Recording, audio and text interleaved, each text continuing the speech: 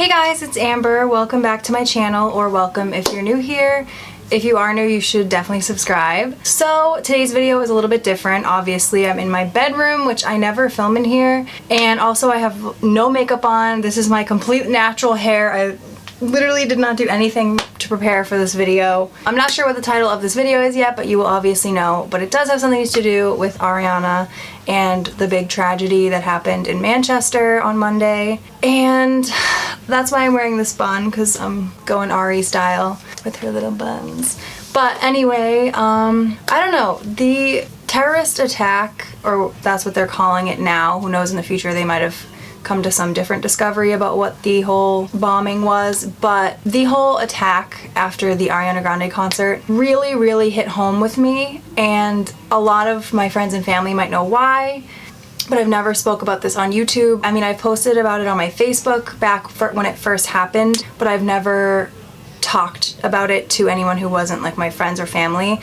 But what I'm about to say is public knowledge. It's totally out there. You could easily look it up online. There are tons of articles about it. The reason that the whole Manchester bombing incident affected me so much, and it's had me upset for these last 4 days, the reason why is because my family and I went through the same thing, where we went to an event that was supposed to be so fun for us, and it ended in a terrorist bombing attack. And if you're not from the US, or if you're not from my area, you might not have, well, I mean, it's a pretty big event, but it was the Boston Marathon, and it was back in 2013. And I don't want to make this video all about me and about what I went through, but the reason that I'm making this video is because I know that there are a lot of people out there that are having a really difficult time getting through this, especially just other fans of Ariana that love all of the other Arianators, is what, if you're not familiar, that's what the Ariana Grande fandom is. Like, those people that died, some of them were fans of Ariana and they were there for her music, and then some of them were parents waiting for their kids, and some of them, you know, whatever. But regardless, they were part of this family, this Arianator family that we've made over the internet. And I follow so many Ariana Grande fan accounts and so many other people who I've met over the years online, and I've seen so many of them. My whole Instagram feed and Twitter feed this week is all of them crying and upset and not knowing how to cope with it, because it's hard. Not only for the people who are there was it a tragedy, but for everyone who cares and has a heart, it's hard to deal with this. I don't know, I'm sweating right now because this is emotional and it's hot in my room, and I don't want to turn the fan on because it's loud. But anyway, this video is rambly and all over the place. I don't even know like what I'm saying, and my baby hairs are just ridiculous right now. I apologize. I don't even know if I'm gonna upload this because I look so ridiculous. Anyway, the point of me even bringing up my personal story about dealing with this kind of thing is because I want those people who are out there who are having a really hard time with this to know that there's someone that understands, that you can talk to. And I know I don't have like 1 million subscribers, and I know I don't have like a huge base of internet people that I talk to here on YouTube, but I have open arms, and I am 100% willing to DM with you and talk with you through Instagram or talk with you through YouTube, whatever you want. If there is someone out there that is having a hard time dealing with this and just wants to talk to someone who gets it, who's not going to judge you, I am here, and I have open arms to anyone because I get it, and my whole family gets it. I feel horrible, and I feel so much empathy for everyone who was there because I know how they felt.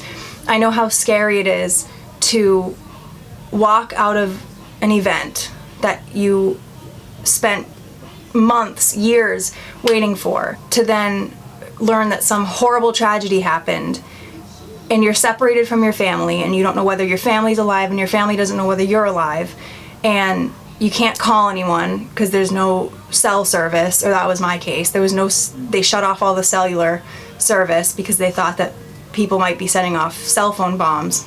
So they shut off cell service. And so you're in this humongous city and you don't know where to go. So I get it. And then afterwards you got to deal with the post-traumatic stress of it all. Anytime I heard a loud noise, I freaked out.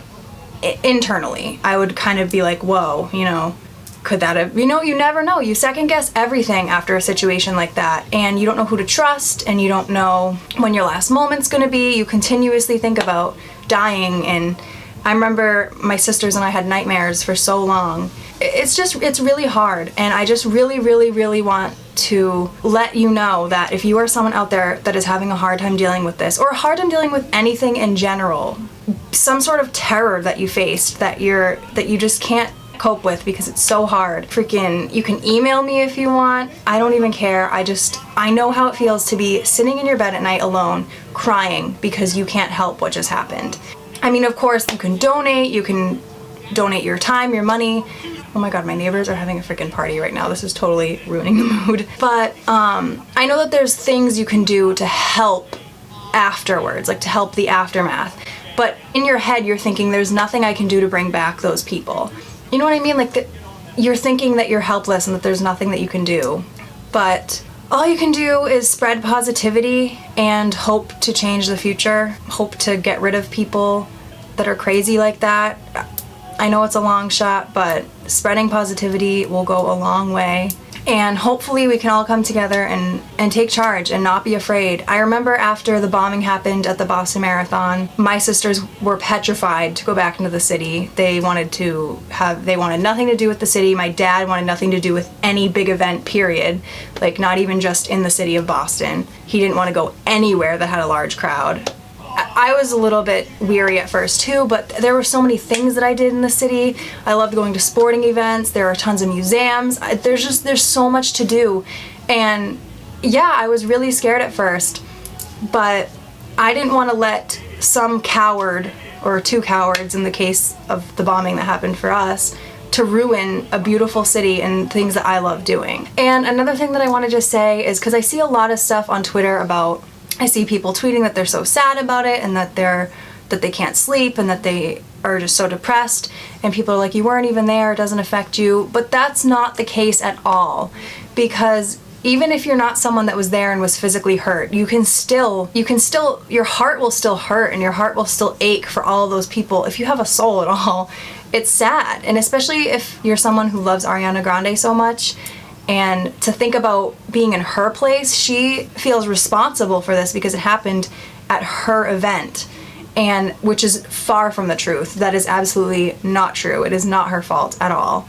There was nothing she could have done. But I don't know, it's just, no matter who you are, no matter where you were when it happened, you have every right to feel sad and every right to mourn the death of those who died, and you can totally feel for those who are sitting in a hospital right now because of what happened. It doesn't matter where you were. It doesn't matter if you were hundreds of thousands of miles away. You can still feel sad. I felt so sad. I cried so hard when I found out about it, because it totally brought me back to being in that spot, to being that girl or guy, whoever it may have been.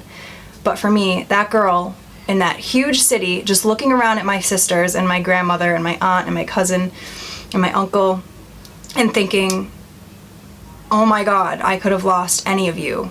And thinking in my head, my mom could be dead right now.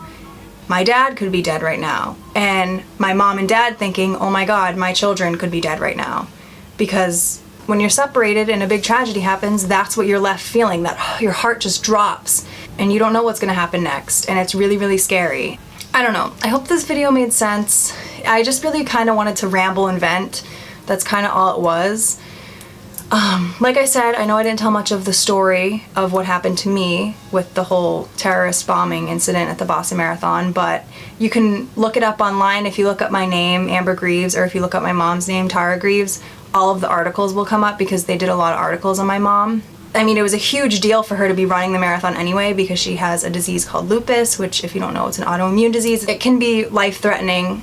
Luckily, she's holding up really well. But anyway, so it was a big deal for her to be running the marathon, so there was a lot of news coverage on it in our area. So there's a lot of articles, so if you are curious to know more about what happened that day, definitely read the articles. But if you ever want to hear it directly from me, I would love to make a video about it, because I really want to make videos that make a difference to people. I want to make videos that you guys can relate to, because that's what I watch on YouTube. I mean, yeah, I love watching girly makeup videos, but I also like seeing videos of other people showing who they are on YouTube that I can relate to, and that I feel like okay, in this huge world, there's somebody out there who gets it. There's somebody out there who's going through what I'm going through. Yeah, that was pretty much it. Thanks for looking at this ratchet face and hair for however long this video ended up being. But I just had to make it, and I just am finally able to like sit up. I've been freaking in my bed all week, really sick, but I'm not complaining because I'm still breathing. So yeah, I just wanted to give my deepest condolences to everyone affected by this whole awful terrorist attack. If I have time, I don't know how long this video is going to be, but I might try to put some clips at the end of this video that I got from when I went to Ariana's Dangerous Woman tour at the stop near me, and I got some really good quality videos of a lot of her songs, so maybe I'll put some at the end here so that way if you couldn't go or if your stop got canceled because of this whole tragedy, maybe you can see a little bit and it'll feel like you were there. Yeah, let me know what you thought of this video. Let me know if you want to hear more like heartfelt videos where hopefully we can relate to each other. I will gladly do those, and make sure to subscribe if you want to see more, and I will see you in the next video. Bye.